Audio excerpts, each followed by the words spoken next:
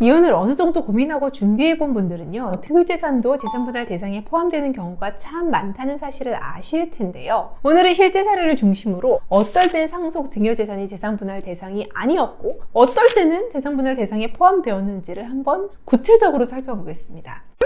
첫 번째 사례는요, 남편이 부모님으로부터 받은 재산 중 일부는 재산분할 대상에 포함되기도 하고 일부는 빠지기도 했던 사건이었는데요. 결혼생활 20년 정도 한 부부의 이혼이었고요. 남편이 본인 부모로부터 결혼 직후에 한 번, 결혼하고 18년 정도 지난 시점, 이혼하기 2년 전쯤의 시점에 한 번, 이렇게 두 번에 걸쳐서 부동산을 받았어요. 결론부터 말씀드리면 결혼 직후에 받은 부동산은 재산분할 대상에 포함됐고요. 이혼하기 2년 전에 받은 부동산은 재산분할 대상에서 빠졌죠. 재산분할 대상에 포함된 부동산은 그 이유가요, 혼인기간이 20년 이상의 장기이고 아내가 혼인기간 중에 직장 업무, 가사, 자녀 출산 등을 한 점이 고려됐고 그 등기의 원인이 증여가 아니라 매매였고 부동산 취득한 후에 혼인기간이 20년 이상 쭉 유지된 점 등을 들었습니다. 그리고 반대로 재산분할 대상에서 제외된 부동산은 그 이유가 등기의 원인이 명확하게 남편의 부친으로부터 남편에게로 매매가 아니라 증여로 되어 있었고 건물을 증여받은 시기랑 그 동기가요, 남편의 부모님이 운영하던 사업을 남편이 승계하기 위해서였다는 사실이 사실관계로 확인되었거든요.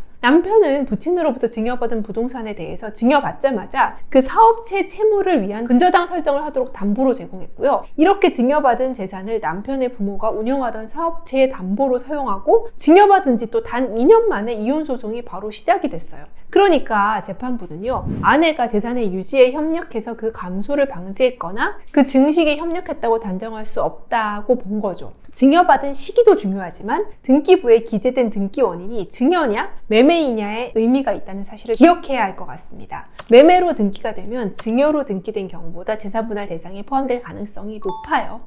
또 다른 사례를 살펴보겠습니다. 부모님으로부터 증여받은 지 3년이 채 되지 않은 재산이 재산분할 대상에 포함된 사건입니다. 부부의 혼인생활은 한 25년 정도 되는데요. 이혼소송 제기하기 2년 8개월 전에 남편이 아버지로부터 10억 정도 되는 부동산을 증여받습니다. 그리고 이 재산이 부부의 거의 유일한 재산이었고요. 이 사건에서 판결은요, 부부의 혼인기간이 25년에 이르고 아내가 가사, 출산, 양육으로 재산의 취득, 유지에 기여한 점에 비추어 재산분할 대상에 포함시키되 그런 사정은 기여도에 반영하겠다라고 했는데요. 증여받은 부동산을 재산분할 대상에 포함시키기는 하지만 증여받은 남편의 기여도를 75%로 훨씬 높게 정하게 됩니다. 사실 이 사건도 이혼 전 3년도 채 되지 않는 시점에 증여받은 남편의 특유재산을 재산분할 대상에서 빠져야 한다고 생각하시는 분도 분명히 계실 텐데요. 이 사건에서 이 증여재산이 재산분할 대상에 포함된 몇 가지 이 사건만의 특수성이 있었어요. 첫 번째는 특유재산을 빼면 아내가 재산분할로 받을 재산이 전혀 없는 상황이었어요.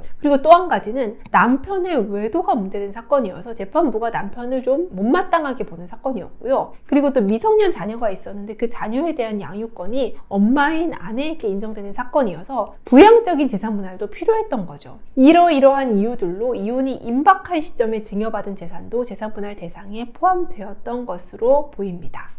그러면요, 결국 증여 상속받은 재산이라고 할지라도 재산분할 대상에 포함될지 제외될지는 여러 구체적 사정들이 고려된다는 점을 알 수 있는데요. 혼인생활 중 어느 타이밍에 증여 상속받았느냐가 중요한 요소이기는 하지만 단순히 이혼 몇 년 전 증여받았느냐가 기계적인 기준이 될 수는 없다는 사실을 기억하시면 좋겠습니다. 이 재산이 왜 재산분할 대상에서 빠져야 하는지 또는 포함되어야 하는지 재판부를 적극적으로 설득하는 작업이 매우 중요한 겁니다. 감사합니다.